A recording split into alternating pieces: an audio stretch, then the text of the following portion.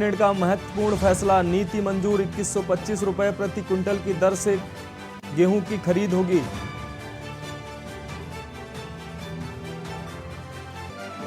उमेश पाल हत्याकांड में आज अतीक की पेशी, अशरफ भी पहुंचेगा कोर्ट, पुलिस मांगेगी रिमांड।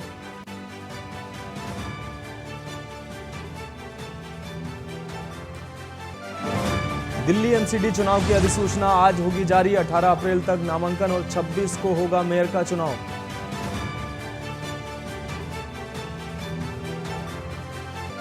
और प्रियंका गांधी का बस्तर दौरा, आज प्रियंका गांधी बस्तर में जनसभा को करेंगी संबोधित।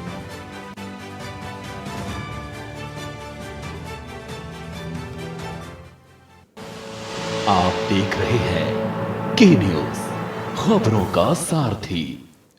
नमस्कार, मैं हूं आपके साथ मनोज मानस। रुक करते हैं खबरों का। खबर प्रयागराज से आ रही है। अतीक की पेशी को लेकर सुरक्षा के कड़े इंतजाम। आपको बता दें 3 बटालियन पीएसी आरएएफ के जवानों की तैनाती, साथ ही सिविल पुलिस के 1000 जवान कोर्ट परिसर में मौजूद रहेंगे। तो प्रयागराज से इस वक्त की अहम खबर, जिस वकील का कोर्ट में केस, सिर्फ उसी की कोर्ट में एंट्री।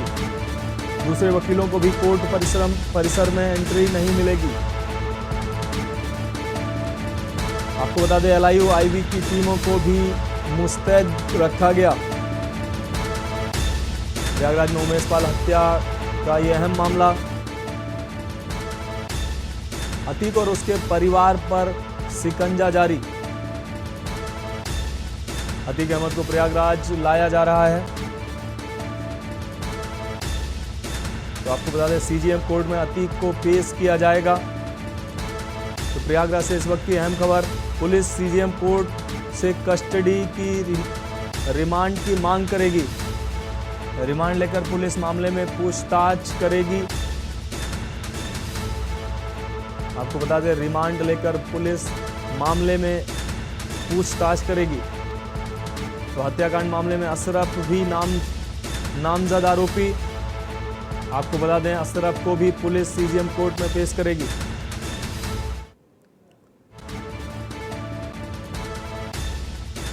और हमारे संवाददाता विनय मिश्रा इसी खबर पर हमारे साथ जुड़ गए हैं। जी विनय, अतीक को कुछ ही समय में प्रयागराज कोर्ट में पेश किया जाएगा, क्या है अहम अपडेट? जी बता दें कि आज जो है एमपी एमएलए कोर्ट में जो है अतीक की पेशी होनी है। साबरमती जेल से अतीक को लाया जा रहा है और आज यहाँ पुलिस रिमांड पर लेकर उमेश पाल हत्याकांड में पूछताछ कर सकती है। जी हाँ विनय, अगर बात करें दूसरी तरफ अशरफ को भी बरेली जेल से लाया जा रहा है, अशरफ को भी कोर्ट में पुलिस पेश करेगी, क्या अहम हो सकता है? जी बता दें कि आज अशरफ को भी बरेली जेल से लाया जा रहा है, वहीं अतीक को भी उमेश पाल हत्याकांड पूछताछ की जा सकती है। और आज जो है यहाँ पे पुलिस की भी तैनाती की जाएगी। चप्पे चप्पे पे जो है पुलिस का पहरा रहेगा और 3 बटालियन पीएसी के 1000 सिविल पुलिस को भी लगाया जाएगा। जी हाँ विनय, अगर बात किया जाए तो अशरफ अतीक को साबरमती से लाया जा रहा है। अभी उसका काफिला प्रयागराज पहुंचेगा। अतीक की पेशी कोर्ट में आज ही होनी है या कल होगी? जी बता दें कि अतीक की पेशी जो है वो आज उसका जो रास्ते में जो काफिला है उसकी वैन जो है वाहन गड़बड़ी कार 2-2.5 घंटे लेट है और लगभग काफिला यहाँ आने में 3 से 4 घंटे लग सकते हैं। समय 3-4 घंटे का लग सकता है, जिसके कारण हो सकता है कि कल की डेट में पेशी हो, यही जानकारों का मानना है। जी विनय, अगर बात किया जाए तो अतीक का लगभग पूरा परिवार इस मामले में आरोपी हो चुका है। अभी नई अपडेट ये आ रही कि अशरफ की बीवी भी इसमें आरोपी बनाई गई है, तो उसके लिहाज से कुछ अहम खबर? जी इस पूरे मामले में अशरफ की बीवी नूरी को भी जो है पार्टी बनाया गया है, आरोपी बनाया गया है और उस पर भी जो है पुलिस का शिकंजा कसता ही जा रहा है। यहाँ तक मान के चलिए कि पूरे परिवार पर जो है पुलिस का शिकंजा कसता जा रहा है। उमेश पाल हत्याकांड के बाद से ही पूरा परिवार जो है भागा भागा फिर रहा है और अभी तक जो है किसी भी मुजरिम की भी गिरफ्तारी नहीं हो पाई है। जी एक और आरोपी जैनब की बात हो रही है। तो जैनब का परिवार, जैनब को भी आरोपी बनाए जाने की बात हो रही है, तो विनय, जैनब का परिवार से क्या कनेक्शन है? जैनब कौन है ये? जी, जैनब जो है अतीक का करीबी बताया जा रहा है और ये उसका खास गुर्गा है जो कि इसके सारे काले कारनामों में शामिल रहा है, जो कि इसको पुलिस की जो है तलाश थी और इसको भी अब पुलिस ने अपने कस्टडी में जो है अपने ले लिया है। जी विनय, अगर सुरक्षा की बात की जाए तो अभी सुरक्षा के लिहाज से क्या तैयारियां की गई वहां पे? इस सुरक्षा के लिहाज से पीएसी की 3 बटालियन, आरएएफ के जवान, वो जो है सिविल पुलिस के 1000 जवानों की मुस्तैदी कर दी गई है और यहाँ पे एलआईयू आईबी की टीमों को भी मुस्तैद किया गया है। जी विनय, अगर बात परिवार की किया जाए और रिश्तेदारों की, तो काफिले में अभी क्या कुछ अहम जानकारी है? काफिले में उसके साथ कुछ परिवार या रिश्तेदार भी काफिले में साथ आ रहे हैं अतीक के? जी, इस बार जो है काफिले में गाड़ियों की कतार नहीं है, उसमें जो है सुरक्षा के इंतजाम तो है, लेकिन यहाँ पे अभी तक इनके जो नजदीकी रहा करते थे उनकी जो है अभी तक इनके साथ काफिले में अभी नहीं समझ में आ रहा है कि इनके साथ कौन कौन से हैं, लेकिन पुलिस की मुस्तैदी इनके साथ है।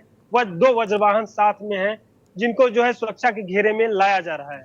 विनय, से अहम जानकारी के लिए आपका शुक्रिया। तो आपको बता दें कि अतीक अहमद को प्रयागराज लाने की प्रक्रिया चल रही है। तो आपको बता दें आज अतीक की पेशी होनी है कोर्ट में और अतीक का काफिला अभी कुछ समय पहले ही झांसी से प्रयागराज के लिए रवाना हुआ है। तो आपको इस खबर में अहम अपडेट बता दें, बरेली जेल से अशरफ को भी प्रयागराज लाया जा रहा है। अशरफ का भी काफिला बरेली जेल से प्रयागराज के लिए रवाना हो चुका है। तो आपको बता दें, उमेश पाल हत्याकांड में दोनों भाई अतीक और अशरफ आरोपी हैं और इसी मामले में इन दोनों भाइयों की आज प्रयागराज कोर्ट में पेशी होनी है। तो इस वक्त की अहम खबर आपको बता दें, प्रयागराज से इस वक्त की अहम खबर आपको दिखा रहे हैं।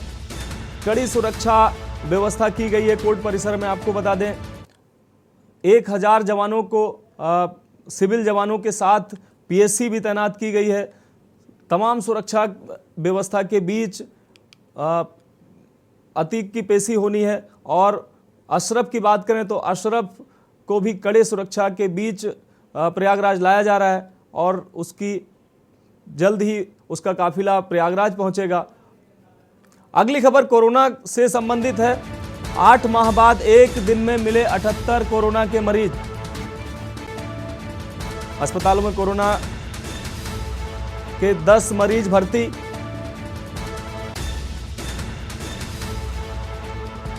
तो कोरोना से मेरठ से अहम खबर आपको दिखा रहे हैं। कोरोना के जनपद में लगातार केस बढ़ रहे हैं। आज 12 से अधिक नए कोरोना पेशेंट मिले हैं। 3 महिलाओं में भी कोरोना संक्रमण पाया गया। जिले में अब 15 कोरोना के एक्टिव मरीज हुए हैं। तो कोरोना से जुड़ी अहम खबर आपको मेरठ से दिखा रहे हैं। कोरोना लगातार देश भर में कोरोना का ग्राफ लगातार बढ़ रहा है। 3 महिलाएं भी कोरोना संक्रमित मिली हैं। तो मेरठ से अहम खबर आपको दिखा रहे हैं। जिले में अब तक कोरोना के एक्टिव मरीजों की बात की जाए तो 15 एक्टिव मरीज मेरठ में मौजूद हैं। लगातार बढ़ रहे कोरोना के नए मामले। तो आपको बता दें सिर्फ मेरठ में ही नहीं, देश के सभी हिस्सों में कोरोना के मामले, कोरोना का ग्राफ लगातार बढ़ रहा है। आपको बता दें 8 माह बाद एक दिन में मिले 78 नए मामले। अस्पतालों में कोरोना के 10 मरीज अभी भर्ती। 16 मरीजों ने कोरोना को दी मात। तो 16 मरीज, पॉजिटिव खबर यह है कि 16 मरीजों ने कोरोना को मात दी है। जिले में एक्टिव मरीजों की संख्या कुल 340 हुई।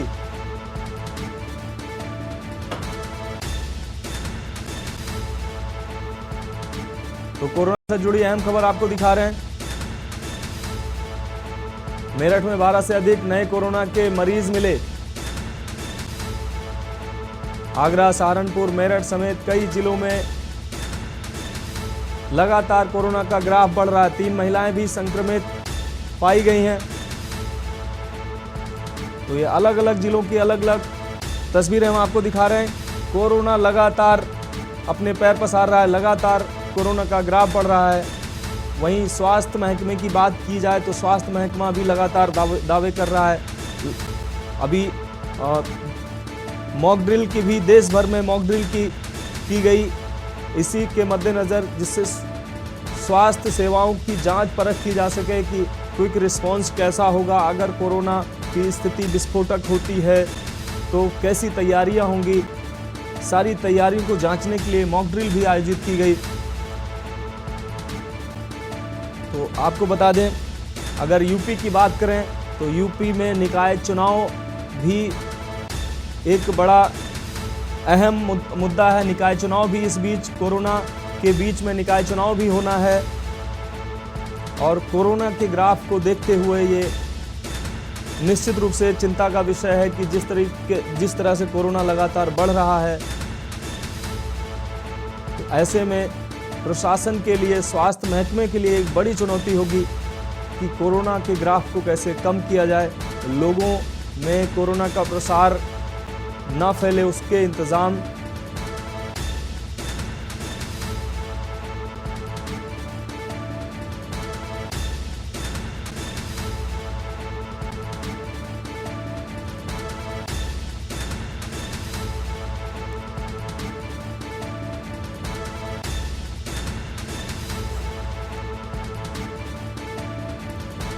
और आपको बता दें, इसी कोरोना संबंधित जानकारी के लिए हमारे साथ तमाम अलग अलग जिलों से हमारे संवाददाता हमारे साथ जुड़े हुए हैं।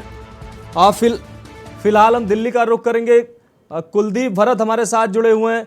जी कुलदीप, जिस तरह कोरोना का ग्राफ लगातार बढ़ रहा है, दिल्ली की स्थितियां क्या हैं? मौजूदा दिल्ली में नए मरीजों की बात करें तो दिल्ली की स्थिति क्या है? देखिए, दिल्ली में लगातार 2 हफ्ते से कोरोना के केसों में बढ़ोतरी देखने को मिली है। वहीं अगर पिछले 24 घंटे की बात करें तो 900 से ऊपर केस दिल्ली के अंदर दाखिल हुए हैं, क्योंकि जिस हिसाब से यहाँ पे पहले 2 दिन पहले टेस्टिंग में कमी देखी गई थी, तो वहीं कोरोना के केस भी कम देखे गए थे। वहीं जो संक्रमण दर है वो 26% बढ़ के 26.98 पॉइंट दर्ज की गई। वहीं 2 दिन पहले भी स्वास्थ्य मंत्री मनसुख मांडविया, राम मनोहर लोहिया पूछे, जिसको लेकर पूरे देश के अंदर मॉक ड्रिल की गई। अस्पतालों का जायजा लिया गया कि अगर कोई भी आपातकालीन स्थिति ऐसी उत्पन्न होती है तो हम लोग कितना तैयार है। ऑक्सीजन, वेंटिलेटर, बेडों का जायजा लिया गया। 2 दिन इस तरह की मॉक ड्रिल हर अस्पताल के अंदर गई थी। और वहीं जो स्वास्थ्य मंत्री, उन्होंने तमाम राज्यों के साथ समीक्षा बैठक भी की थी, जिसको लेकर उन्होंने वैक्सीन को लेकर जोर दिया, क्योंकि अभी भारत के अंदर जो वैक्सीन की बूस्टर डोज है वो लोगों ने अभी तक नहीं लगाई है। और उन्होंने लोगों से अपील की कि वो मास्क जरूर लगाए, भीड़ भाड़ वाली जगहों से बचे, क्योंकि कोरोना जिस तरह से दिल्ली के अंदर पैर पसार रहा है, क्योंकि लगभग 2 हफ्ते के अंदर 5,500 से ज्यादा केस दर्ज हुए। जी अगर कुलदीप बात की जाए, अभी हाल ही में ही मॉक ड्रिल हुई है इन तमाम स्वास्थ्य सेवाओं की जांच परख के लिए, तो मॉक ड्रिल से क्या कुछ निकल के सामने आ रहा है? अब अस्पताल और स्वास्थ्य सेवाएं वेल अप टू डेट नजर आ रही हैं क्या?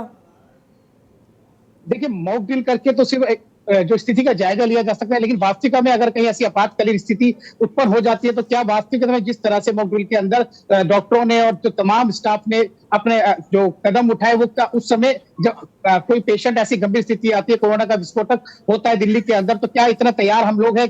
अगर इसी तरह से तैयारियां उस समय भी होगी तो कम से कम जो कोरोना के केस है उनको बढ़ने से रोका जा सकता है। वहीं अगर 12 दिन की बात करें तो 15 लोगों की दिल्ली के अंदर मौत हो गई है। जी कुलदीप, आप हमारे साथ बने रहिए। लखनऊ से हमारे संवाददाता भरत सेठी हमारे साथ जुड़े हुए हैं। भरत, अगर लखनऊ की बात की जाए तो लखनऊ की क्या स्थिति है? लखनऊ में कोरोना का ग्राफ, मौजूदा ग्राफ क्या है? और स्वास्थ्य महकमे की बात की जाए तो स्वास्थ्य महकमा कितना अलर्ट है, कैसी तैयारी कर रहा है? भरत, हमारी आवाज आप तक पहुंच रही है? बिल्कुल, आप अपना प्रश्न की बार दोहराएं। हाँ भरत, मैं लखनऊ की बात कर रहा हूं कि लखनऊ जिस तरह से कोरोना का ग्राफ लगातार बढ़ रहा है, लखनऊ में कोरोना की स्थिति क्या है? प्रशासन और स्वास्थ्य विभाग की तैयारियां कैसी हैं जिससे कोरोना से निपटा जा सके? देखिए, बिल्कुल अगर बात करें लखनऊ की, राजधानी की, तो 24 घंटे के अंदर 78 नए मामले सामने आए हैं।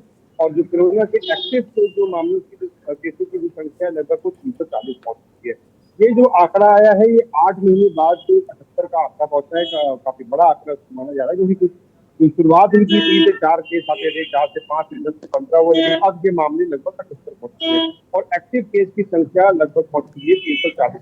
कहीं ना कहीं स्थिति बेहद गंभीर होती जा रही है और जिसको लेकर डिप्टी सीएम और मुख्यमंत्री योगी आदित्यनाथ तमाम बार बैठकें कर चुके हैं और कल लखनऊ में तमाम हॉस्पिटल्स में मॉकड्रिल हुई जिसका जो स्वास्थ्य मंत्री निरीक्षण भी किया और दिशा निर्देश दिए कि कोई भी अगर कमी और दिखती है तो उससे लापरवाही ना बरती जाए, क्योंकि लगातार मामले बढ़ रहे हैं। उसके बाद अब स्टेशन को लेकर स्टेशन और बस स्टेशन और एयरपोर्ट पर भी तमाम जो यात्री जो आ रहे हैं, और अगर एयरपोर्ट की बात करें जो विदेश से यात्री आ रहे हैं, जो बाहर से यात्री आ रहे हैं, उनके ऊपर भी निगरानी रखी जा रही है, उनके स्वास्थ्य को भी देखा जा रहा है। और अब जिस तरीके से पहले कोविड टैक्स बन गए थे हॉस्पिटल में, तमाम मॉल में जहाँ लोग एंट्री करते थे वहां पे कोविड की जांच थर्मल स्कैनिंग होती थी, अब वो इधर खुला देखने को मिल सकता है राजधानी में, उत्तर प्रदेश में तमाम सार्वजनिक जो है एयरपोर्ट स्टेशन से लेकर स्टेशन पे वहां पर थर्मल स्कैनिंग की जाएगी। अगर कोई भी टेम्परेचर अगर जिसका दिखता है, बहुत ऊपर है या 100 ऊपर है, बुखार जिसको दिखता है, उससे भी स्वास्थ्य विभाग निगरानी करेगी। फिलहाल जिस तरीके से मामले बढ़ रहे हैं चिंताजनक जरूर है और प्रदेश सरकार भी लगातार अपनी कमर को कस चुकी है और स्वास्थ्य जो विभाग है वो भी अब लगातार नजरें बनाए हुआ है। हालांकि अभी जो मौत का आंकड़ा राजधानी में अभी पिछले कुछ दिनों में एक महिला की मौत जरूर कोरोना से हुई है, लेकिन अब किस तरीके से इस जान लोगों को बचाया जा सके और कोविड के मामले जिस तरीके से बढ़ रहे हैं उस पर रोक लगाई जा सके, इस पर सभी का ध्यान है। हाँ भरत, अगर बात की जाए अभी हाल ही में इस बात पर ध्यान दिया गया कि बाहर से आने वाली जो फ्लाइटें हैं, विदेश से आने वाले जो यात्री हैं, पर्यटक हैं, उनको वो फ्लाइट यानी कि हवाई अड्डे पे आते हैं तो वहाँ उनकी जांच की जाएगी, उनके लिए आइसोलेशन और क्वारंटीन की व्यवस्था की जा रही है। तो लखनऊ में ऐसी व्यवस्था नजर आ रही है, नहीं आ रही है? बिल्कुल, लखनऊ के एयरपोर्ट के पास लोक बंधु अस्पताल है जहाँ पर बेड एक्टिव कर दिए गए, निर्धारित कर दिए गए कि अगर कोई भी पेशेंट या फिर टेम्परेचर का हाई होता है, कोई भी अगर कोविड लक्षण आता है तो वहाँ पर जाएगा और कोरोना की प्रॉपर जांच करवाई जाएगी। फिलहाल तमाम लोग एक्टिव हैं और एयरपोर्ट प्रशासन की बात करें वो एक्टिव है। किस तरीके से कोरोना की जब लहर आई थी तो कोविड का आपको सर्टिफिकेट लेके जाना पड़ता था, तभी आपको जांच का करने को मिलता है। नहीं, अब उसके बाद ये फिलहाल बंद कर दिया था, जैसे कोविड के मामलों में कमी देखने को मिली। लेकिन हाँ, हो सकता है कि आने वाले समय में फिर आपको कोरोना की जांच की रिपोर्ट लेकर ही एयरपोर्ट पर यात्रा करने को मिलेगी। फिलहाल अभी की जो स्थिति आपको क्लियर कर दे, अभी की जो स्थिति है वो यही है कि कोरोना के जिस तरह के मामले बढ़ रहे हैं, चिंताजनक जरूर है और सरकार को सख्त कदम उठाने पड़ेंगे। जी भरत, आप हमारे साथ बने रहिए। हमारे सहयोगी देहरादून से अंकित काला हमारे साथ जुड़े हुए हैं। अंकित, अगर देश भर में एक्टिव मरीजों की बात की जाए तो 24 घंटे में लगभग 5,676 एक्टिव केस हुए हैं, यानी ये बड़ा आंकड़ा है। अभी ये दहाई में था, फिर सैकड़े में पहुंचा, अब ये हजारों में पहुंच रहा है। तो देहरादून, उत्तराखंड की बात की जाए, उत्तराखंड में किस स्पीड से कोरोना बढ़ रहा है और देहरादून में किस तरीके की तैयारियां की जा रही हैं? स्वास्थ्य महकमा कितना अलर्ट है? बिल्कुल, देखिए, देश के साथ ही उत्तराखंड राज्य में भी कोरोना के केसेस बढ़ रहे हैं और चिंताजनक बात यह है कि जो मंगलवार को जो ये आंकड़ा है वो 108 जो संक्रमित मरीज हैं वो 108 मिले हैं मंगलवार को। और राज्य की जो एक्टिव मरीजों की संख्या की अगर हम बात करें तो वो भी करीब करीब 200 पहुंच गई है, 197 इस समय चल रही है। और सबसे ज्यादा जो मामले निकल करके सामने आ रहे हैं वो राजधानी देहरादून से आ रहे हैं और मंगलवार को भी सर्वाधिक जो कोरोना के मरीज मिले राजधानी देहरादून हैं। कुल 62 मरीज जो हैं वो देहरादून से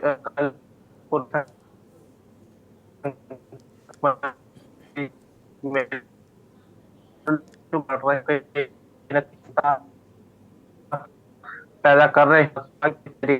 स्थानों में जो असुविधाएं हैं वो लोगों को देखने को मिली है और इस मॉक ड्रिल के माध्यम से भी कई जगह देखा गया है कि जो ऑक्सीजन के जो बेड्स हैं उनकी कंडीशन ठीक नहीं है या जो अन्य सुविधाएं हैं होनी चाहिए अस्पतालों में वो नहीं देखी गई है। तो कहीं ना कहीं इस मॉक ड्रिल के माध्यम से सरकार अपनी ओर से कोरोना से निपटने के लिए तो तैयारी कर रही है, लेकिन जिस तरीके से लगातार मामले बढ़ रहे हैं ये मामले बढ़ना कहीं ना कहीं चिंता पैदा कर रहा है। और सबसे ज्यादा जो मामले हैं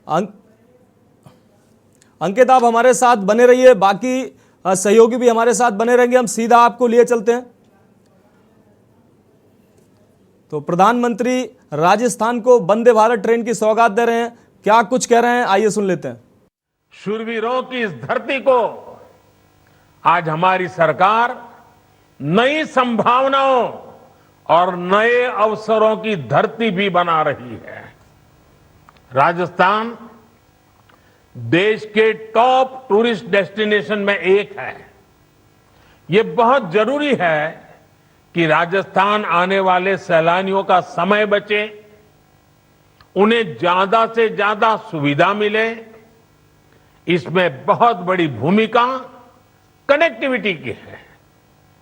राजस्थान की कनेक्टिविटी को लेकर जो काम बीते वर्षों में केंद्र सरकार ने किया है, वह वाकई स्वीकार करना होगा, यह काम अभूतपूर्व हुआ है। फरवरी में ही मुझे दिल्ली मुंबई एक्सप्रेसवे के दिल्ली दौसा लालसोट हिस्से के लोकार्पण के लिए दौसा आने का मौका मिला था। इस एक्सप्रेसवे से दौसा के साथ ही अलवर, भरतपुर, सवाई माधोपुर, टोंक, बूंदी और कोटा जिलों के लोगों को बहुत लाभ होगा। केंद्र सरकार राजस्थान के सीमावर्ती क्षेत्रों में भी लगभग 1400 किलोमीटर सड़कों पर काम कर रही है। अभी करीब 1000 किलोमीटर की सड़कें राजस्थान में और बनाने का प्रस्ताव है। साथियों, हमारी सरकार रोड के साथ ही राजस्थान में रेल कनेक्टिविटी को भी सर्वोच्च प्राथमिकता दे रही है। तारंगा हिल से अंबाजी होते हुए आबू रोड तक नई रेल लाइन के निर्माण पर भी काम शुरू हो चुका है। इस रेल लाइन की मांग 100 साल से भी ज्यादा पुरानी है, जो अब भाजपा सरकार ने ही पूरी की है। उदयपुर से अहमदाबाद के बीच रेल लाइन को भी ब्रॉड गेज में बदलने का काम हम पूरा कर चुके हैं। इससे मेवाड़ क्षेत्र गुजरात सहित देश के अन्य भागों से बड़ी लाइन से कनेक्ट हो गया है। बीते 9 वर्षों में राजस्थान के करीब 75% नेटवर्क का इलेक्ट्रिफिकेशन पूरा किया जा चुका है। 2014 से पहले की तुलना में राजस्थान के रेल बजट में, अभी हमारे अश्विनी जी ने विस्तार से बताया, 14 गुना से अधिक की बढ़ोतरी भी की गई है। 2014 के पहले जो मिलता था और आज जो मिलता है, 14 गुना बढ़ोतरी। 2014 से पहले राजस्थान के लिए औसत रेल बजट का जहां लगभग 700 करोड़ के आसपास था, वहीं इस वर्ष 9,500 करोड़ रुपए से अधिक है। इस दौरान रेल लाइनों को डबल करने की गति भी 2 गुने से अधिक हुई है। रेलवे में गेज परिवर्तन और दोहरीकरण के जो काम बीते वर्षों में हुए हैं। तो आप प्रधानमंत्री को सुन रहे थे। वंदे भारत ट्रेन की सौगात राजस्थान को दी है। उन्होंने अपनी तमाम योजनाओं से लोगों को रूबरू कराया और अपने लौटते अपनी खबर पर कोरोना से जुड़ी अहम खबर आपको हम दिखा रहे थे। लगातार देश में कोरोना का ग्राफ बढ़ रहा है। जिले में एक्टिव मरीजों की संख्या बढ़कर 340 हुई। तो अलग अलग जिलों का आंकड़ा हम दिखा रहे थे। अलग अलग जिलों से हमारे संवाददाता भी जुड़े हुए हैं हमारे साथ।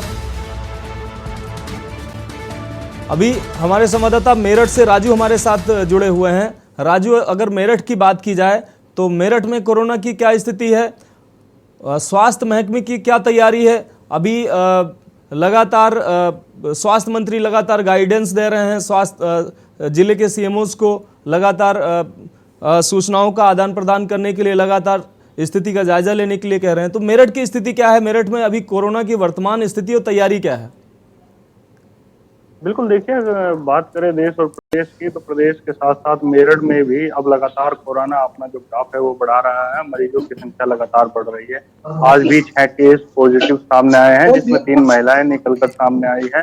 अब जो मेरठ स्वास्थ्य विभाग है वो अलर्ट मोड पर आ गया है। लगातार लोगों से कोरोना गाइडलाइन अपनाने का प्रयास कर रहा है, अपील कर रहा है कि सभी जो लोग हैं वो कोरोना गाइडलाइन का पालन करें, मास्क लगा कर रखे, सैनिटाइज का प्रयोग करें। साथ ही जो कोरोना पॉजिटिव मरीज मिल रहे हैं, बताया गया है कि उनमें सामान्य लक्षण है, कोई घातक लक्षण नहीं मिल रहे हैं। अब की बार जो वायरस आया है सामने कोई खतरनाक नहीं है फिलहाल, लेकिन जो गाइडलाइन है उनका पालन करना चाहिए, सभी से अपील की जा रही है। मेरठ के डीएम दीपक मीणा ने भी सभी जनपद वासियों से अपील की है कि सभी कोरोना की जो गाइडलाइन है उनका पालन करें। लेकिन अगर मेरठ में स्वास्थ्य विभाग की बात करें तो स्वास्थ्य विभाग ने भी तमाम तैयारियां कर ली है, चाहे वो ऑक्सीजन प्लांट की बात हो, मॉक ड्रिल की बात हो, समय समय पर मॉक ड्रिल किया जाता है, तमाम जो व्यवस्था है उनका जायजा लिया जाता है मेरठ के तमाम अधिकारियों के द्वारा।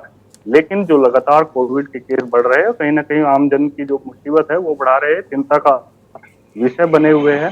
फिलहाल जो स्वास्थ्य विभाग है वो अलर्ट मोड पर। हाँ, मेरठ, माफ कीजिएगा राजू, अगर मेरठ की बात करें तो मेरठ में जो कोरोना के जो मरीज निकल रहे हैं, ये अधिकांश मरीज कहाँ शहरी क्षेत्रों से हैं या ग्रामीण क्षेत्रों से हैं? देखिए, मिले जुले मरीज है, कुछ ग्रामीण क्षेत्र के निकलकर सामने आ रहे हैं तो कुछ शहरी क्षेत्र के आ रहे हैं। अधिकांश जो मरीज मिल रहे हैं वो शहरी क्षेत्र के हैं, क्योंकि जो शहरी क्षेत्र के लोग हैं वो यात्रा ज्यादा करते हैं, तो प्रयास वो रहता है कि भाई ये जो है किसी अन्य लोग के संपर्क में आए होंगे, उसके बाद जो संक्रमण है वो इनको लगा होगा और ये कोरोना संक्रमित हुए होंगे। लेकिन जो स्वास्थ्य विभाग है वो लगातार मॉनिटरिंग किए हुए है, लगातार जो टेस्टिंग है वो भी की जा रही है लोगों की। रोज प्रतिदिन 5 से 6 हजार लोगों की टेस्टिंग की जा रही है। फिलहाल जो 5, 7 और 6 इस तरह के प्रतिदिन केस सामने आ रहे हैं। राजू आप हमारे साथ बने रहिए। हमारे संवाददाता सहारनपुर से प्रशांत त्यागी हमारे साथ जुड़े हुए हैं। प्रशांत, अगर सहारनपुर की बात की जाए तो निकाय चुनाव की सरगर्मियों के बीच कोरोना भी लगातार अपना ग्राफ बढ़ा रहा है। सहारनपुर की क्या स्थिति है? सहारनपुर में स्वास्थ्य महकमे की तैयारियां कैसी हैं? जी बिल्कुल, सहारनपुर में जो अब तक जो एक्टिव केस हैं 17 यहाँ पर जो पाए गए हैं, 17 लोग। और लेकिन जैसे चुनाव का एक आज से यहाँ पर नामांकन भी शुरू हो गए हैं। पहला दिन आज नामांकन का है, दूसरा दिन है, तो उसी को लेकर बाकायदा कोविड प्रोटोकॉल के तहत कहीं ना कहीं जो प्रत्याशी जो नामांकन खरीदने आ रहे हैं कोविड प्रोटोकॉल का भी पूरे तरीके से यहाँ पर पालन किया जा रहा है। और इसके अलावा सबसे बड़ी जो परेशानी यहाँ पर होती है स्कूल कॉलेजों में, जिस प्रकार से सहारनपुर में कोरोना का प्रकोप धीरे धीरे बढ़ता जा रहा है, तो स्कूल कॉलेजों में कहीं ना कहीं एक बार फिर से हलचल शुरू हो गई है। क्योंकि यहाँ पर सबसे भारी जो, क्योंकि एक औद्योगिक बात भी करी जाए तो कोरोना का असर यहाँ पर व्यापारी स्तर पर भी काफी पड़ा था और कई स्कूल यहाँ पर बंद भी हो गए थे, जिसको लेकर अब फिर से वही स्कूल संचालक हो, व्यापारी हो, चाहे वो बिजनेसमैन हो, तो अपने व्यापार को लेकर कहीं ना कहीं वो फिर से फिक्रमंद है और कोरोना को लेकर सजगता यहाँ पर बनी हुई है। बाकायदा सरकारी जो अस्पताल है वहां पर मार्क ड्रिल किए जा रहे हैं और जो स्कूल कॉलेज हो, जो प्राइवेट संस्था हो, चाहे जितने भी सार्वजनिक स्थल वहां पर कोविड का प्रोटोकॉल का पालन करने की बार बार सबको हिदायत दी जा रही है। जी प्रशांत, आप हमारे साथ बने रहिए। हमारे साथ आगरा से अजेंद्र चौहान हमारे साथ जुड़े हुए हैं। अजेंद्र, अगर आगरा की बात की जाए तो निकाय चुनाव के बीच प्रशासन के साथ साथ स्वास्थ्य महकमे के लिए भी ये कड़ी परीक्षा की बात है कि कोरोना भी लगातार बढ़ रहा है और इसी बीच प्रशासन अपनी चुनावी तैयारियों में भी लगा हुआ है। आगरा की स्थिति क्या है? कोरोना का ग्राफ किस स्पीड से बढ़ रहा है और स्वास्थ्य महकमे की तैयारियां कैसी हैं? देखिए, अगर आगरा की हम आज की बात कर लेते हैं तो कल तक की रिपोर्ट में कल एक साथ 25 मरीज यहाँ पर मिले हैं, जिनको 25 मरीज कोरोना संक्रमण मिले हैं। कुल मिलाकर 73 इसकी संख्या पहुंच चुकी है। एक्टिव मरीज उनकी संख्या 45 है। तो एक साथ 25 मरीजों का मिलना, लेकिन बड़ी जो बात पहले देखी गई, इस बार जो कोरोना का ये वेरिएंट है, ये वेरिएंट वो नहीं है जो आज से 2 साल पहले देखा गया या पहली और या दूसरी लहर देखी गई। इसमें होम आइसोलेट यहाँ पर कर दिया जा रहा है। स्वास्थ्य विभाग अलर्ट होने की बात बिल्कुल कह रहा है। जगह जगह पर मॉक ड्रिल समय समय पर की जा रही है, बेडों का इंतजाम किया जा रहा है। हालांकि किस तरह से प्रशासन अमला यहाँ स्वास्थ्य विभाग पहले से हमेशा से कहता है कि तैयारियां पूरी हैं, तो वो जो तैयारियां पूरी करने की बात जरूर की गई। अब बात कर लेते हैं चुनावी माहौल की। जिस तरह से निकाय चुनाव है, निकाय चुनाव में सीधी सी बात है कि पहले भी ये चुनाव हुआ या भीड़ का जो भी कार्यक्रम होगा, क्योंकि निकाय चुनाव है तो नेताजी और जो जुलूस है, तमाम जनसंपर्क रहेगा लोगों का, आम जनता का, एक दूसरे से तमाम भीड़ के प्रोग्राम यहाँ पर होंगे, तो कोरोना फैलेगा। लगातार पहले भी कहा जा रहा था, लेकिन कह दिया जाता है कि इसके गाइडलाइंस का पालन करेंगे, लेकिन पालन के नाम पे जीरो यहाँ पर दिखाई देता है। जीरो बिल्कुल साफ तौर से यहाँ लापरवाही दिखाई देती है, लेकिन ये आने वाला वक्त बताएगा। लेकिन निकाय चुनाव का बिल्कुल बच चुका है, पर्चा भरने का भी जो दिन है उसकी शुरुआत हो चुकी है। जनसंपर्क यहाँ पर अलग अलग पार्टियां हैं, जो पार्टी के जो उम्मीदवार हैं, चाहे वो पार्षद हो या अजेंद्र, अगर आगरा की बात की जाए तो आगरा के लिए एक और बड़ी चुनौती ये है कि आगरा में ताजमहल जैसा विश्व प्रतिष्ठित संस्थान है। आगरा में पर्यटक भी देश विदेश से लाखों की संख्या में आते हैं। उस लिहाज से कोरोना का प्रसार भी को रोकना आसान नहीं है। उस लिहाज से प्रशासन की तैयारी कैसी है? देश विदेश से जो पर्यटक आ रहे हैं उनको उनकी जांच प्रक्रिया कैसे हो रही है, उनकी टेस्टिंग की प्रक्रियाएं कैसे हो रही हैं, उसके लिहाज से क्या जानकारी देंगे? देखिए, अगर जिस तरह से आपने कहा कि विदेश के आने वाले जो टूरिस्ट हैं, तो उसके लिए तो सीधा सा है कि अगर वो एयरपोर्ट पर जब इंडिया में आएगा तो उसके बाद उसकी आरटीपीसीआर और एंटीजन दोनों ही जांच होती है। अगर उस आरटीपीसीआर के में जिस तरह से वो जांच कराने के बाद वहां से चले जाते हैं जो टूरिस्ट होते हैं, और उसके बाद जब जांच आती है तो टूरिस्ट का पता लगाया जाता है, लेकिन लापरवाही कहीं ना कहीं हो जाती है। क्योंकि जिस तरह से अभी एक कुछ दिनों पहले की बात है, 2 पर्यटक आए थे और वो कोरोना पॉजिटिव मिले, लेकिन आगरा आए थे। आगरा के बाद उनका पता नहीं चला, हालांकि उनकी लोकेशन जयपुर बताई गई। लापरवाही बिल्कुल पूरी तरह से साफ तौर से देखी जाती है। ताजमहल की बात करें तो अभी पिछले हफ्ते में 45,000 यानी कि रिकॉर्ड टूटा था। एक दिन में 45,000 टूरिस्ट ने यहाँ पर ताजमहल का दीदार किया था, जो कि विश्व धरोहर है। लेकिन 45,000 के बाद हमने के न्यूज के माध्यम से खबर भी दिखाई थी कि जो बीच में जो पानी का टैंक है, जो वहां पर टैंक में बच्चे नहाते नजर आए। भीड़ का आलम ये रहता है कोरोना में, यहाँ पर अगर रियलिटी चेक कर लिया जाए तो जमीनी हकीकत में ना तो स्वास्थ्य विभाग दिखाई देता है, ना ही प्रशासनिक अमला इस कोरोना की ओर ध्यान देता है। कोरोना एक लहर आई, तमाम जानें चली गई, लेकिन आज आम लोगों की जिंदगी में इस तरह से सड़कों पर देख सकते हैं कि जैसे कोरोना नाम की कोई चीज नहीं थी। हालांकि सरकारी अस्पतालों में वो ड्रेस पहने हुए जरूर दिख जाएंगे, लेकिन हकीकत में तमाम ऐसे डॉक्टर हैं जो बिना मास्क के सड़कों पर नजर आ जाएंगे। और आम जनता की लापरवाही तो बिल्कुल कहने की बात ही नहीं है, क्योंकि जब तक जनता नहीं सुधरेगी, हमने लगातार, चाहे कोरोना जिस दिन से हमने कोरोना आया है इंडिया में, हमने के न्यूज के तमाम खबरें दिखाई है, रियलिटी चेक दिखाए हैं, अस्पतालों में जाकर कोरोना की हकीकत दिखाई है। अजेंद्र, इस अहम जानकारी के लिए आपका बहुत बहुत शुक्रिया। हमारे तमाम संवाददाता अलग अलग जिलों से जुड़े। राजू, आपका बहुत शुक्रिया। अंकित काला, आपका बहुत शुक्रिया। प्रशांत त्यागी, आपका शुक्रिया। भरत सेठी, आपका बहुत शुक्रिया। और कुलदीप भरत, आपका भी बहुत शुक्रिया। तो हमारे अलग अलग जिलों से तमाम संवाददाता जुड़े हुए थे, जिन्होंने अपने अपने जिलों की स्थितियां बताई, कोरोना से कैसी तैयारियां हैं और वहां का स्वास्थ्य महकमा कितना अलर्ट है, इससे संबंधित जानकारियां दी। तो हम आपको बता दें, लगातार कोरोना का ग्राफ बढ़ रहा है। इस बीच लखनऊ से अहम खबर आ रही है, आपको बता दें, लखनऊ से अहम खबर आपको दिखा रहे हैं। सुभाषपा नेता ओम प्रकाश राजभर की प्रेस कॉन्फ्रेंस। नगर निकाय चुनाव के प्रत्याशियों की पहली सूची जारी की सुभाषपा ने। अकेले निकाय चुनाव लड़ने का ऐलान किया है सुभाषपा ने। पहले चरण की सभी सीटों पर लड़ेगी चुनाव। तो लखनऊ से अहम खबर, अलका पांडे सुभाषपा की लखनऊ मेयर प्रत्याशी घोषित। सुभाषपा के सिंबल पर मेयर का चुनाव लड़ेंगी अलका पांडे। तो लखनऊ से इस वक्त की अहम खबर आपको दिखा रहे हैं। स्थानीय मुद्दे, शौचालय मुद्दों के साथ चुनाव में उतरेगी सुभाषपा। घरेलू बिजली बिल माफी, फ्री शिक्षा, ऐसे तमाम मुद्दे हैं जिनको लेकर सुभाषपा मैदान में उतर रही है। तो सुभाषपा नेता ओम प्रकाश राजभर की प्रेस कॉन्फ्रेंस। आपको बता दें, नगर निकाय चुनाव के प्रत्याशियों की सूची सुभाषपा ने जारी की है। तो अहम अपडेट, सुभाषपा अकेले ही निकाय चुनाव लड़ने के लिए मैदान में उतरी है। अलका पांडे सुभाषपा की लखनऊ से मेयर प्रत्याशी घोषित। सुभाषपा के सिंबल पर मेयर का चुनाव लड़ेंगी अलका पांडे। तमाम स्थानीय मुद्दों को लेकर सुभाषपा चुनाव मैदान में उतर रही है। रुक करते हैं अगली खबर का। दिल्ली से अगली खबर, आबकारी नीति से जुड़ा मनी लॉन्ड्रिंग का मामला। मनीष सिसोदिया की जमानत पर सुनवाई आज।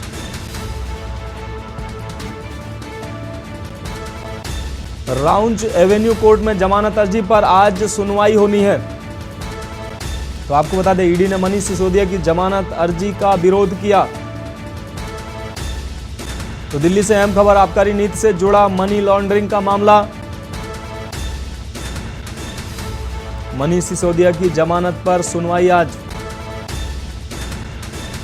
आपको बता दें, राउंज एवेन्यू कोर्ट में जमानत अर्जी पर सुनवाई आज। तो दिल्ली से अहम खबर, ईडी ने मनीष सिसोदिया की जमानत अर्जी का विरोध किया। तो आबकारी नीति से जुड़ा मनी लॉन्ड्रिंग मामला। मनीष सिसोदिया की जमानत पर सुनवाई आज। राउंज एवेन्यू कोर्ट में जमानत अर्जी पर आज सुनवाई होनी है। आपको बता दें, ईडी लगातार मनीष सिसोदिया की जमानत अर्जी का विरोध कर रही है। तो दिल्ली से अहम खबर, आबकारी नीति से जुड़ा मनी लॉन्ड्रिंग मामला। मनीष सिसोदिया की जमानत पर सुनवाई आज। प्रवीण गुप्ता हमारे संवाददाता दिल्ली से हमारे साथ जुड़ गए हैं। जी प्रवीण, मनीष सिसोदिया की याचिका पर आज सुनवाई होनी है, क्या है अहम खबर? जी मैं आपको बता दूं, रॉयल एवेन्यू कोर्ट के अंदर पिछले हफ्ते 12 अप्रैल का टाइम दिया गया था सुनवाई होने के लिए आबकारी नीति घोटाले मामले में, जिसमें कि बता दिया गया था कि अभी जो सिसोदिया के वकील हैं उन्होंने 1 हफ्ते का और टाइम मांगा था। जब पिछली बार 5 अप्रैल की डेट पड़ी थी उनकी, तो आज और सबूत पेश किए जाने की बात कही जा रही है और कहीं ना कहीं सिसोदिया जी की मुश्किलें बढ़ सकती हैं जमानत याचिका खारिज होने को लेकर। जी हाँ प्रवीण, अगर बात की जाए, ईडी लगातार विरोध कर रही है सिसोदिया की याचिका पर। जी मैं वही बता रहा हूँ आपको कि जिस तरीके से सिसोदिया जी के जो वकील थे उन्होंने 1 हफ्ते का टाइम मांगा था कि हमें और जो ईडी ने सबूत इकट्ठे करने के लिए 1 हफ्ते का समय मांगा था, जिसकी सुनवाई आज 12 अप्रैल को होनी है। तो मनीष सिसोदिया की मुश्किलें आज बढ़ सकती हैं और याचिका, जो जमानत याचिका है, उस पर सुनवाई होनी है। लेकिन सुनवाई होने के साथ साथ ये भी नजर आ रहा है कि मनीष सिसोदिया को जमानत ना मिले, इसकी पूरी तैयारी करके ईडी और सीबीआई बैठी हुई है। जी प्रवीण, अगर बात की जाए आम आदमी पार्टी के लिहाज से, तो आम आदमी पार्टी लगातार, अभी कल अरविंद केजरीवाल मनीष सिसोदिया और सत्येंद्र जैन का जिक्र कर रहे थे कि जल्द ही उनकी जीत होगी, वो जल्द ही बाहर आएंगे। तो आम आदमी पार्टी के लिहाज से मनीष सिसोदिया का अगर जमानत नहीं मिलती है तो आम आदमी पार्टी के लिहाज से ये किस नज़र से देखते हैं आप? जी मैं बता दूं आपको, जिस तरीके से पिछले कई दिनों से जब से ईडी का और सीबीआई का छापा मनीष सिसोदिया जी के ऊपर पड़ा है, तब से ही जो अरविंद केजरीवाल जी हैं मनीष सिसोदिया के लिए, सत्येंद्र जैन के लिए और अपने आम आदमी पार्टी के सभी नेताओं के लिए यही चिंता व्यक्त कर रहे हैं कि इनका जो मामला है वो झूठा मामला है, इनको बचाया जा रहा है और उसी तरीके से इनको बचाने की पूरी कोशिश की जा रही है। जो वकील साहब हैं वो पूरी कोशिश कर रहे हैं कि इनको, जज साहब को सबूत ना मिले। लेकिन जहां बात करें ईडी की या सीबीआई की, तो ईडी और सीबीआई लगातार सबूत जुटाने में लगी हुई है और हर बार जमानत याचिका पे कोई ना कोई सबूत ऐसे पेश कर देती है जिससे कि इनकी जमानत याचिका पे 2 दिन, 4 दिन या 10 दिन का समय बढ़ाया जाता है और वकील जो ईडी है उनपे वो सबूत इकट्ठे करने के नाम पर 10 दिन का, 5 दिन का समय जज साहब से मांग लेते हैं और उसी के साथ ही आज भी उसी तरीके का माहौल देखने को मिलेगा। मनीष सिसोदिया की मुश्किलें आज बढ़ सकती हैं कि उनको जमानत ना मिले। जी प्रवीण, अगर बात की जाए मनीष सिसोदिया की, तो मनीष सिसोदिया एक तरफ जेल परिसर याचिका दाखिल करते हैं जमानत की, दूसरी तरफ लगातार भाजपा और प्रधानमंत्री पर हमलावर रहते हैं। अभी कुछ समय पहले ही जेल से उन्होंने पत्र लिखा जिसमें सीधे तौर पर प्रधानमंत्री पर निशाना साधते नजर आए। तो लगातार मुखर हो रहे हैं लगातार मनीष सिसोदिया। सर देखिए, वो कहा जाता है कि जब भी कोई भी व्यक्ति किसी मामले में अव्यक्त होता है तो उसको वो कोई ना कोई ऐसी कोशिश जरूर करता है कि जिससे जनता उसे सुन पाए और जनता को वो भरोसे में ले पाए। तो जब मनीष सिसोदिया जी ने माननीय प्रधानमंत्री जी को पत्र लिखा था तो उसमें ये उन्होंने साफ तौर से करने की कोशिश की थी कि मुझे किसी ना किसी तरीके से जमानत दी जाए और मैं इस कारागार से बाहर निकल पाऊं। लेकिन ईडी और सीबीआई जब भी डेट पड़ती है तो डेट पर कोई ना कोई नए सबूत ऐसे पेश करती है जिससे कि उनकी जमानत याचिका को 10 दिन के लिए 7 दिन के लिए स्थगित कर दिया जाता है और उसी के साथ में उनकी याचिका खारिज कर दी जाती है। जी प्रवीण, इस अहम जानकारी के लिए आपका बहुत शुक्रिया। तो आपको बता दें, मनीष सिसोदिया की याचिका पर आज सुनवाई होनी है। आबकारी नीति से जुड़ा मनी लॉन्ड्रिंग मामला जिसमें आज सुनवाई होनी है। और आपको बता दें, ईडी लगातार मनीष सिसोदिया की याचिका का विरोध कर रही है। तो राउंड एवेन्यू कोर्ट में आज जमानत अर्जी पर सुनवाई आज। ईडी ने मनीष सिसोदिया की जमानत अर्जी का लगातार विरोध किया। बात करते हैं अगली खबर की। श्रावस्ती से अगली खबर, तेज रफ्तार अनियंत्रित पिकअप पलट गई। आपको बता दें, पुल की रेलिंग तोड़ते हुए खाई में जाकर गिरी ये पिकअप। चालक को अचानक नींद आने से यह हादसा बताया जा रहा है। तो आपको बता दें, तेज रफ्तार पिकअप खाई में गिरी। श्रावस्ती से अहम खबर, पुल की रेलिंग तोड़ते हुए खाई में जाकर गिरी पिकअप। चालक को अचानक नींद आने से यह हादसा हुआ। हादसे में चालक को आई गंभीर चोटें। आपको बता दें, NH 730 इकोना गिलोला मार्ग का ये पांडेपुरवा का ये मामला बताया जा रहा है। तो श्रावस्ती से अहम खबर आपको दिखा रहे हैं। हादसे में चालक को आई गंभीर चोटें। NH 730 इकोना गिलोला मार्ग पर स्थित पांडेपुरवा का ये पूरा मामला बताया जा रहा है।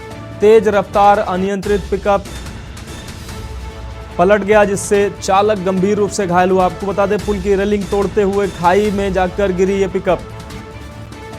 तो श्रावस्ती से अहम खबर, चालक को अचानक नींद आने से यह हादसा हुआ।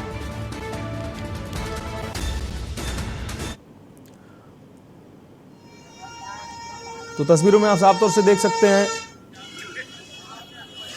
गहरी खाई में जाकर यह पिकअप गिरी है।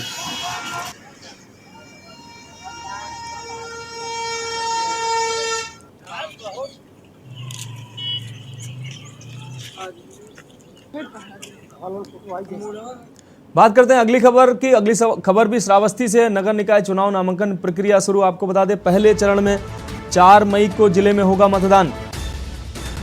एसपी प्राची सिंह ने लिया नामांकन स्थल का जायजा। तो श्रावस्ती से अहम खबर, एसपी प्राची सिंह ने लिया नामांकन स्थल का जायजा। एसपी ने भिनगा तहसील स्थित नामांकन स्थल का किया भ्रमण। भिनगा तहसील स्थित नामांकन स्थल का भ्रमण एसपी के द्वारा किया गया। बैरिकेडिंग पर खास सतर्कता बरतने के दिए निर्देश। साथ ही उपद्रवियों से सख्ती से निपटने के निर्देश दिए एसपी ने।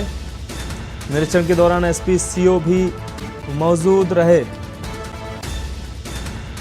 तो श्रावस्ती से अहम खबर, नगर निकाय चुनाव की नामांकन प्रक्रिया का निरीक्षण करने पहुंची एसपी।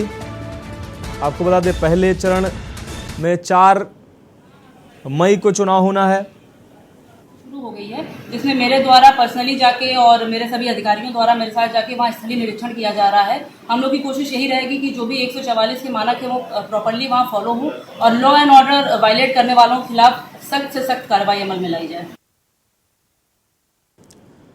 बात करते हैं अगली खबर की। कानपुर से है अगली खबर। यूपी एसटीएफ और पुलिस का संयुक्त अभियान। आपको बता दें, मुखबिर की सूचना पर ट्रक में पकड़ी गई अवैध शराब। पंजाब से तस्करी कर बिहार लाई जा रही थी अवैध शराब।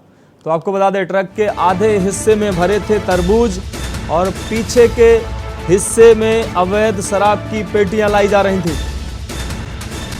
पुलिस ने 2 युवकों को गिरफ्तार किया। करीब 300 पेटी अवैध शराब बरामद की गई। आपको बता दें, ट्रक के आधे हिस्से में भरे थे तरबूज, जबकि पीछे के आधे हिस्से में शराब की पेटियां भरी हुई थी। पंजाब से तस्करी कर बिहार लाई जा रही थी ये शराब। पीछे के हिस्से में अवैध शराब की पेटियों को ट्रक में रखा गया था। पुलिस ने 2 युवकों को गिरफ्तार भी किया है, जिनसे पूछताछ की जा रही है। करीब 300 पेटी अवैध शराब बरामद की गई है। तो कानपुर से अहम खबर, यूपी एसटीएफ का ये मुखबिर की सूचना पर ट्रक में अवैध शराब पकड़ी। पंजाब से तस्करी कर बिहार लाई जा रही थी अवैध शराब। तो यूपी एसटीएफ की छापेमारी में ये अहम छापेमारी में ये शराब बरामद की गई है। पंजाब से तस्करी कर बिहार लाई जा रही थी अवैध शराब।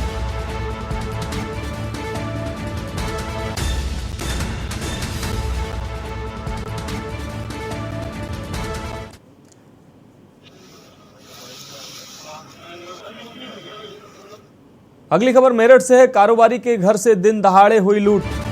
आपको बता दें, लूट का खुलासा 7 अप्रैल को दिन दहाड़े महिला से की थी लूट। पुलिस ने 2 लुटेरों को पकड़ा, जबकि 2 अभी फरार बताए जा रहे हैं। आरोपी के पास से तमंचा, कारतूस, चाकू सहित अन्य चीजें भी बरामद हुई।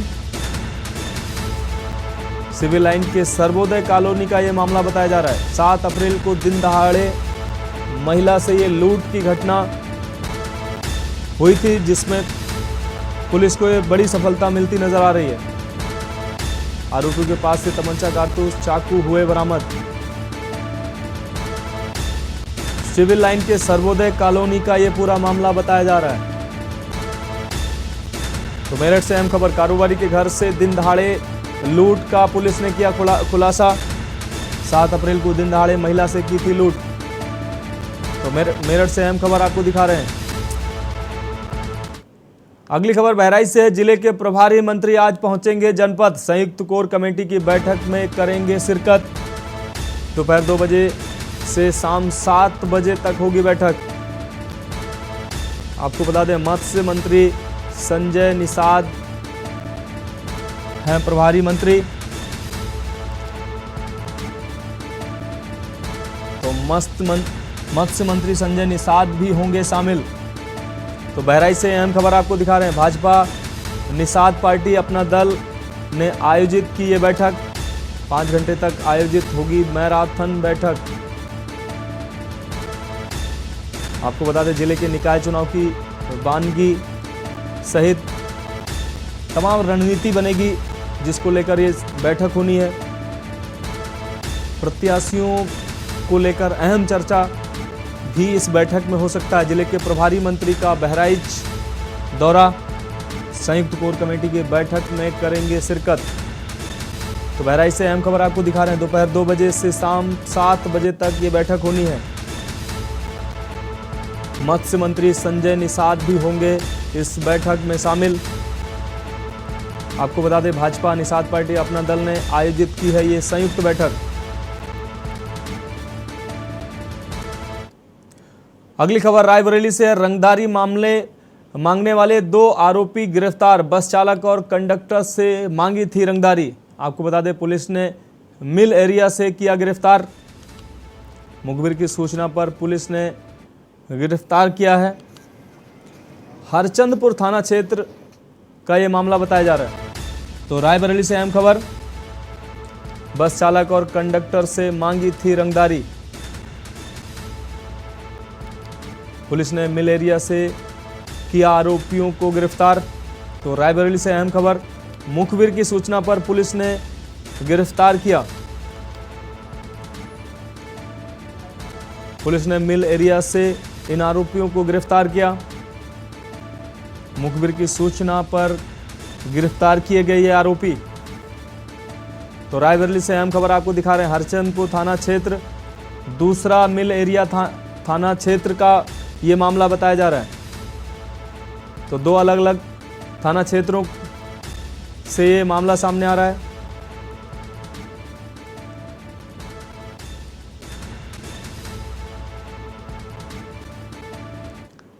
तो ये अहम खबर आपको दिखा रहे हैं। थाना हरचंदपुर और मिल एरिया, दोनों थानाओं का ये मामला बताया जा रहा है।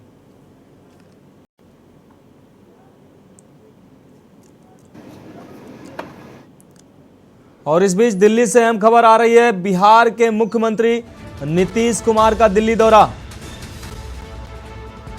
तो दिल्ली से अहम खबर, बिहार के मुख्यमंत्री नीतीश कुमार दिल्ली के दौरे पर। आपको बता दें आज कांग्रेस अध्यक्ष से मुलाकात करेंगे नीतीश कुमार। तो कांग्रेस अध्यक्ष मल्लिकार्जुन खड़गे के साथ मुलाकात होगी नीतीश कुमार की, साथ में तेजस्वी यादव भी होंगे। कांग्रेस अध्यक्ष मल्लिकार्जुन खड़गे से करेंगे मुलाकात। आज कांग्रेस अध्यक्ष से मुलाकात करेंगे नीतीश कुमार। दिल्ली से अहम खबर, नीतीश कुमार के साथ तेजस्वी यादव भी रहेंगे मौजूद। तो बिहार के सीएम और डिप्टी सीएम का दिल्ली दौरा, कांग्रेस के अध्यक्ष से मुलाकात करेंगे। 4 दिवसीय के दिल्ली दौरे पर सीएम नीतीश कुमार, बिहार के मुख्यमंत्री नीतीश कुमार दिल्ली दौरे पर।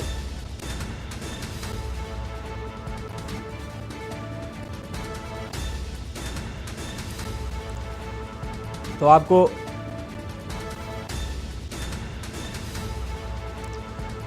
आपको बता दें नीतीश कुमार का दिल्ली दौरा काफी अहम हो सकता है। कई पार्टियों को साधने का प्रयास कर रहे हैं नीतीश कुमार। जिस तरह नीतीश कुमार कई दलों की तरफ से सुगबुगाहट थी, नीतीश कुमार खुद प्रधानमंत्री पद की दावेदारी में अपने आप को पेश कर रहे थे, उस लिहाज से ये महत्वपूर्ण खबर हो सकती है। लगातार बयान भी आते रहे हैं कि समान विचारधारा के दलों से हम गठबंधन करेंगे और 2024 की रणनीति बनाएंगे। तो उस लिहाज से महत्वपूर्ण खबर हो सकती है। बिहार की राजनीति के साथ ही 2024 की रणनीति बनाने के लिहाज से ये अहम मुलाकात हो सकती है। बात करते हैं अगली खबर की। बांदा से अगली खबर है, तेज रफ्तार अनियंत्रित ट्रक दुकान में घुसा। आपको बता दें ट्रक की टक्कर से दुकान हुई क्षतिग्रस्त।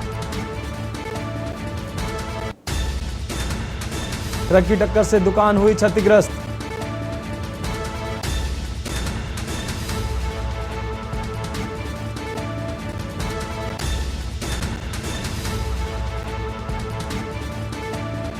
तो आपको बता दें अहम खबर, 1 लाख से ज्यादा का नुकसान दुकान मालिक के हवाले से बात कही गई। दुर्घटना में नहीं हुई किसी तरह की जनहानि।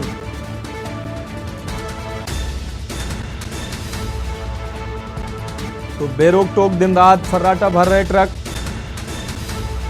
बेबेरू के कोतवाली के कस्बे स्थित मेन चौराहे का यह मामला बताया जा रहा है।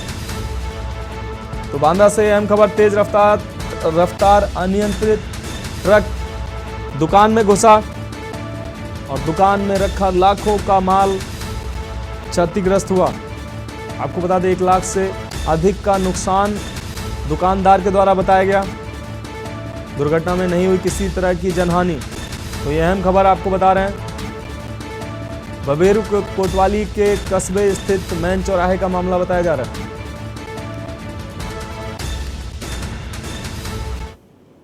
रात को जो है ठेला आया है, भरा हुआ ठेला आया है। हाँ। और ओवरलोड था। हाँ। और मार दिया है टक्कर दुकान में और पूरी दुकान हमारी टूट गई है। हाँ। कितना नुकसान हुआ है? हमारा 1 लाख का नुकसान हुआ है। अच्छा। और क्या क्षति हुई है? और इसमें जो है सब जो है खंभे पोल जो गड़े थे वो सब उतर के बाहर हो गए। अच्छा, क्या चाहते हैं आप? हम ये चाहते हैं कि हमारा जो नुकसान हुआ है वो हमारा बनवा दें, बाकी हमें कोई दिक्कत नहीं। और इस वक्त लखनऊ से अहम खबर आ रही है। सुभाषपा से जुड़ी अहम खबर आपको दिखा रहे हैं। 117 नगर पंचायतों में सुभाषपा प्रत्याशी उतारेगी। तो आपको बता दें सुभाषपा अध्यक्ष ओम प्रकाश राजभर की प्रेस कॉन्फ्रेंस। लखनऊ से अलका पांडे को मेयर पद का उम्मीदवार बनाया गया। 5 नगर निगमों पर सुभाषपा ने प्रत्याशी घोषित किए। ओम प्रकाश राजभर की प्रेस कॉन्फ्रेंस के बाद ये नामों की घोषणा हुई है। 87 नगर पालिका अध्यक्ष पद का चुनाव लड़ेगी सुभाषपा। अलका पांडे को मेयर पद का उम्मीदवार बनाया गया है। तो सुभाषपा आपको बता दें अकेले ही निकाय चुनाव के मैदान में उतरेगी, ऐसा कहना ओम प्रकाश राजभर का। तो ओम प्रकाश राजभर की प्रेस कॉन्फ्रेंस के बाद ये अहम फैसला लिया गया। तमाम निकाय चुनाव को लेकर राजभर की प्रेस कॉन्फ्रेंस है। न्यायालय